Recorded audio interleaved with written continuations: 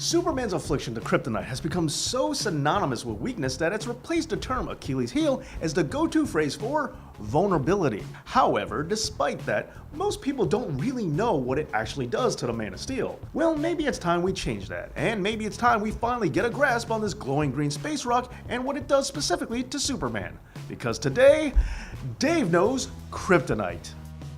Now before we begin, allow me to start by saying that there are a lot of different forms of kryptonite out there, from red to gold to even pink. But for this episode, we'll be focusing purely on standard issue Green K. And when it comes to this mighty meteor, there is a lot of contradictory material out there, because just like with so many things in comics, different writers and different mediums all have different interpretations that don't necessarily take into account all the other ones that came before it. And this leads to a whole bunch of confusion, which is something that has plagued kryptonite right from the start, dating way back to an unpublished story from 1940 written by Superman creator Jerry Siegel himself. In that story, Superman was revealed to have a weakness to a substance known as K-metal, and no, that's not a Korean version of heavy metal music. K-metal was a Kryptonian metal that not only drained Superman of his strength, but it also gave powers to regular humans, an idea which was revisited in the TV show Smallville. However, the original story, the K-metal from Krypton, would never become continuity because at the end of the story, Superman would reveal his identity to Lois, and therefore it got rejected for publication. Now, even though it might have been merely a proto-kryptonite in a story that didn't even make it to print, K-metal's influence is still carried on, as the idea of Superman having a weakness to a little piece of home would appear in plenty of material following this story. That's kryptonite, Superman. Little souvenir from the old hometown. 3 years later, during an episode of the Adventures of Superman radio serial, kryptonite would make its debut. And what did it do to the Man of Steel upon its official creation? Well, according to one story, it gave him the ability to take a vacation.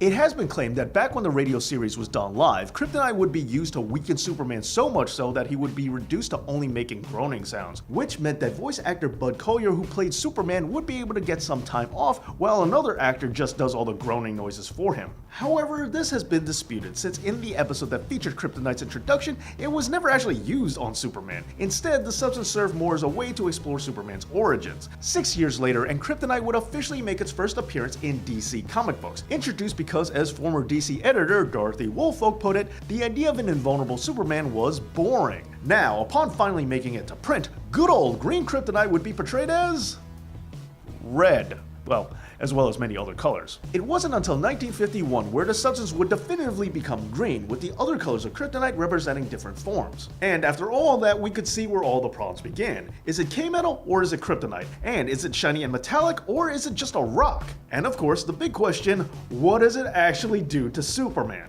Well, at this point, between the vacation story and the unpublished story, you'll notice that it just weakens him. But this all begs the question, has kryptonite ever actually killed Superman? I always hoped I'd never have to use it. Kryptonite. This could kill him, right? Do whatever it takes.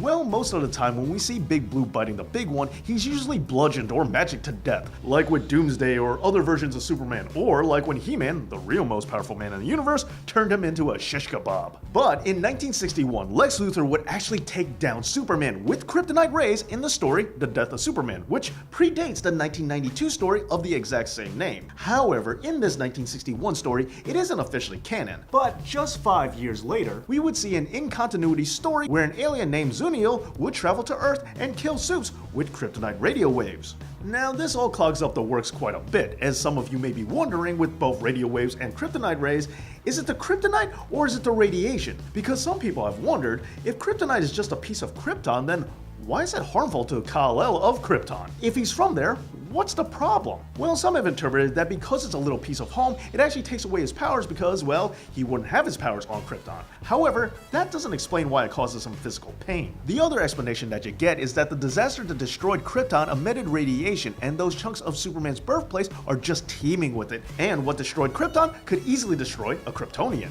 But how exactly? because this has been approached with a variety of different ways. And what also doesn't help is that the effects of the stuff aren't really always consistent. Sometimes it turns his skin green, sometimes it's his veins too. Sometimes it immobilizes him, while other times he's just too weak to move all that much. Sometimes just being in near proximity to it makes him cry out in agony, while other times it just makes him sweat a little bit. Plus, how close does he actually have to be to start feeling the effects of kryptonite, and how long after he's been exposed to it should these effects last? All these tend to vary. However, for the biggest factor in breaking all this down, it's widely considered that the substance of kryptonite affects Superman down to a cellular level, affecting how his cells absorb or even preventing the absorption of yellow sunlight, which is how Superman gets his powers. But this creates some problems. First, just blocking sunlight wouldn't cause him pain or weaken him, it would just remove his powers, and if that's all it did, then kryptonite would be no different from red sunlight, which it definitely is. However, on the reverse of that, if it didn't remove his powers, then kryptonite really shouldn't be that much of a problem. He would simply be able to just heat vision it into oblivion, or super breath it away into the next county or something, or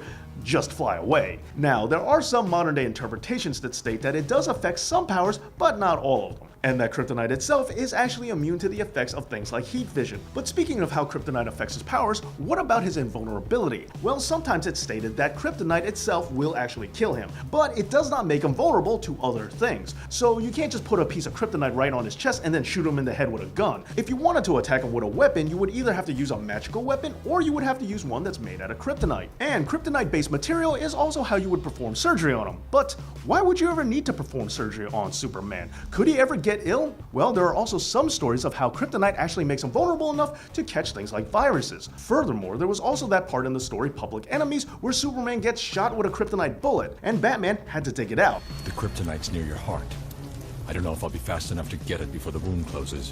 Where's the Flash when you need him? But the problem was that Superman's Kryptonian invulnerability was actually healing around the bullet, and when it eventually did reach Superman's heart, it would be the same thing as just shooting a normal person in the heart with a regular gun. But that directly contradicts with the idea that kryptonite removes his invulnerability or his powers, and not to mention that there are plenty of other examples of Superman getting weakened so much from Green K that he actually starts to bleed from attacks that normally wouldn't phase him. He was so weak from the kryptonite, our Man of Steel actually bled.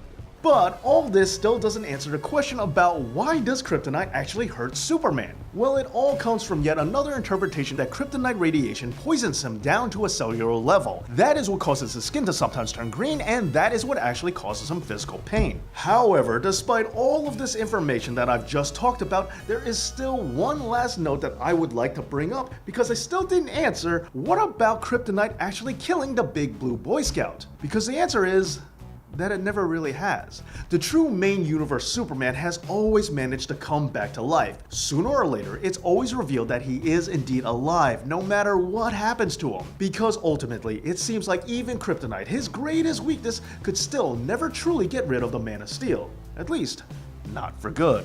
Well, there you have it, a whole slew of information on the very specific effects of kryptonite and how it affects Superman. But then again, remember, this is still comics, so there are plenty of other stories and interpretations out there. Let me know what some of your favorite ones are down in the comments, and don't forget to give this video a big thumbs up, as well as subscribing right here to Dave Knows Comics. Thanks so much for watching, and as always, Dave knows.